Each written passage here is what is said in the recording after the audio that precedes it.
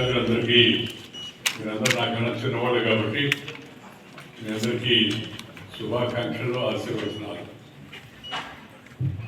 Doctor Sridhar గారు, మన జిల్లా కలెక్టర్ ఆచార్య బెల్లంకొండ శివశంకర్ గారు, ఉప కులపతి యోగి వేమన విశ్వవిద్యాలయం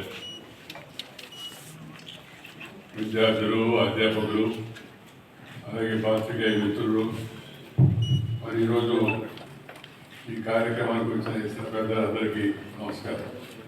ఇది విశ్వవిద్యాలయ ప్రాంగణం కాబట్టి నేను రాజకీయాలు మాట్లాడను. పైకొచ్చి నేను ఇప్పుడు రాజకీయాల్లో లేను. చిన్నప్పటి నుంచి రాజకీయాల్లో పెరిగాను. నేను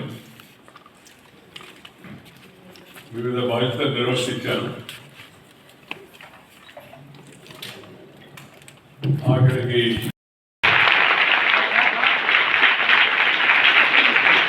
పదవి విరమణ చేశానే కానీ పెద్దవి విరమణ చేయలేదు.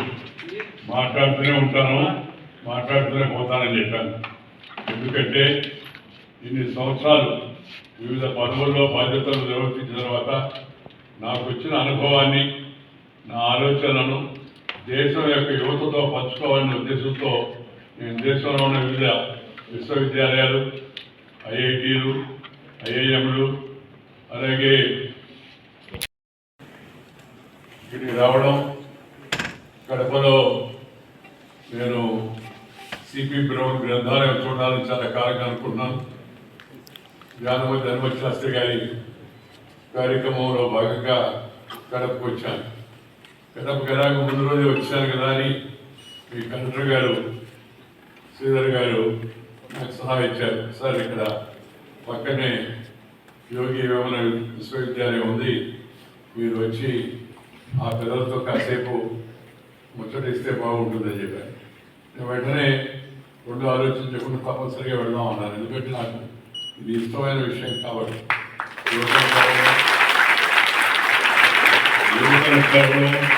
వాళ్ళతో మాట్లాడడం, ఆలోచనలు పంచుకోవడం, అనుభవాలు తెలుసుకోవడం, నా అనుభవాన్ని వాళ్ళకి పంచివ్వడం నేను జీవితంలో ఈ యొక్క పదవి విరమణ చేసేందుకు భాగంగా పెట్టుకున్నాను.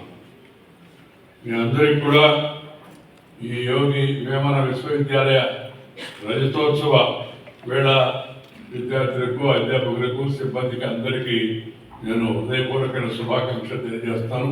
ఈ విశ్వవిద్యాలయం ఇంతింతాయి ఒళ్ళింతాయి అన్నట్టుగా బాగా విస్తరించి ఈ వెనుకబడిన రాయలసీమ ప్రాంతంలో కడప జిల్లాలో మరింతగా విస్తరించి బాగా పేరు తెలుసుకోవాలని చెప్పని నేను ఆశిస్తూ ఉన్నాను. చారిత్రాత్మకంగా, సాంస్కృతికంగా కూడా, ఆధ్యాత్మికంగా కడప జిల్లా తెలుగు వారికి అత్యంత ఇష్టమైన ప్రదేశం. అదే కాకుండా ఇక్కడ దేవుని కడప, తిరుమల శ్రీనివాస క్షేత్రం, దానికి తొలి గడపగా దీన్ని పేర్కొంటారు.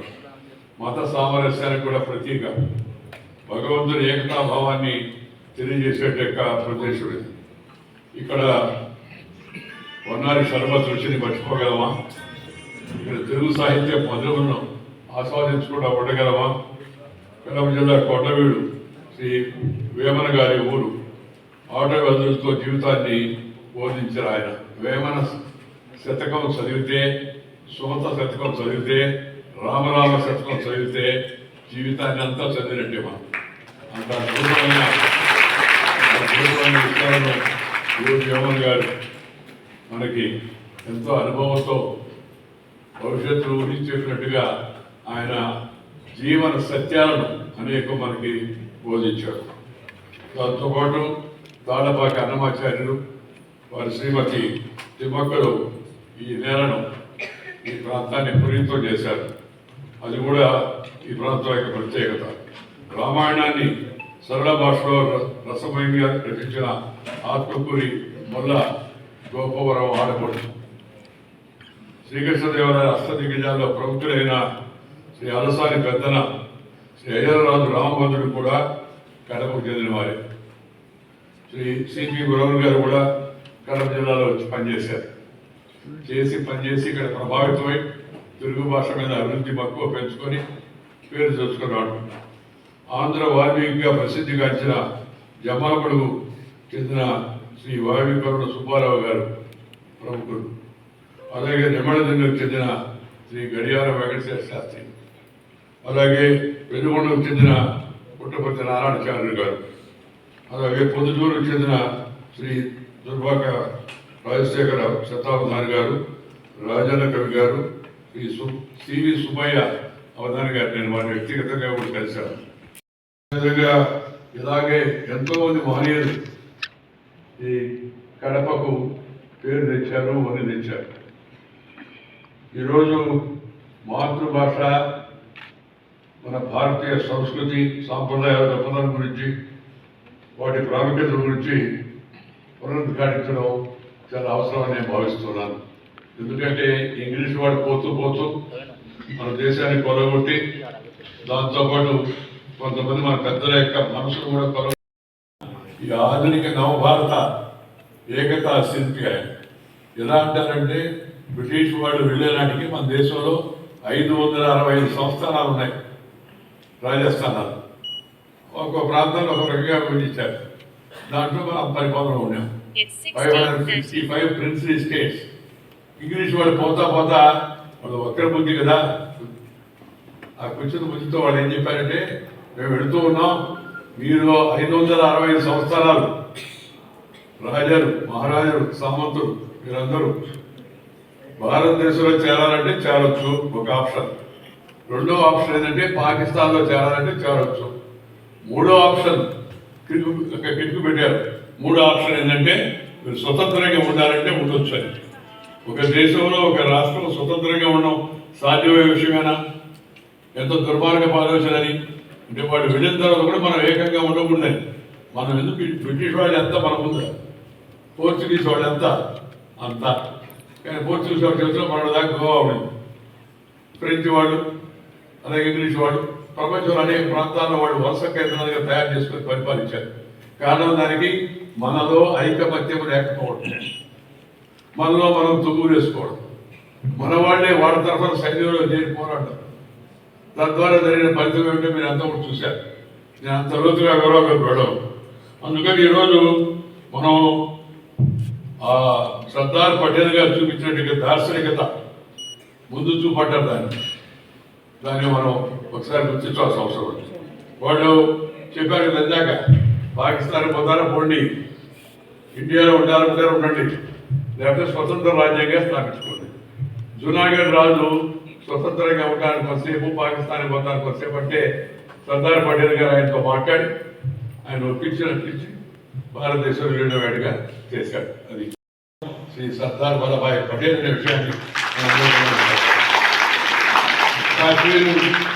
కాశ్మీర్ సమస్య ఒక రావణాసుడి కాస్తలాగా ఎందుకు ఉండిందంటే, దాని కాశ్మీర్లో అన్ని రాష్ట్రాలను, అన్ని సంస్థానాలను విలీనం చేసే బాధ్యత పటేల్ గారు తీసుకున్నారు.